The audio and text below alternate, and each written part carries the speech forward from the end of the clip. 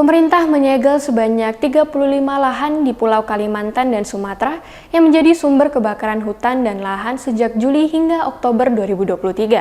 Saat ini, sebanyak 22 perusahaan telah digugat secara perdata oleh Kementerian Lingkungan Hidup dan Kehutanan. Pemerintah menyegel sebanyak 35 lahan sumber kebakaran hutan dan lahan karhutla milik sejumlah perusahaan yang tersebar di Pulau Kalimantan dan Sumatera.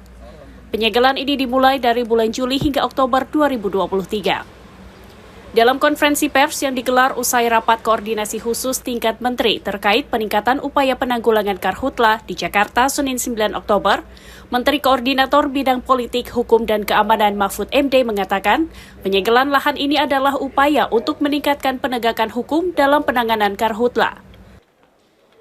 Penegakan hukum juga semakin ditingkatkan. Misalnya saat ini sudah ada 35 jumlah area yang telah disegel sebagai langkah awal penegakan hukum dan sudah ada puluhan orang yang menjadi tersangka karena pembakaran lahan. Direktur Jenderal Penegakan Hukum Kementerian Lingkungan Hidup dan Kehutanan KLHK, Rasio Ridosani, mengatakan hingga saat ini ada 22 perusahaan yang diproses hukum. Sangat tegas kita lakukan. Sebelum-sebelumnya kan banyak juga kita lakukan bawakan ke pidana ya.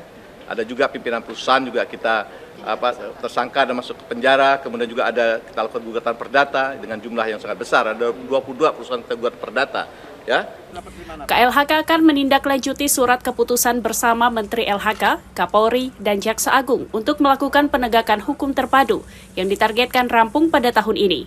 Dengan demikian, polisi dan jaksa akan bekerja sama sejak awal penanganan kasus agar proses penegakan hukum bisa berjalan lebih cepat. Dari Jakarta, Aloysius Lewokeda, Angga, Kantor Berita Antara, mewartakan.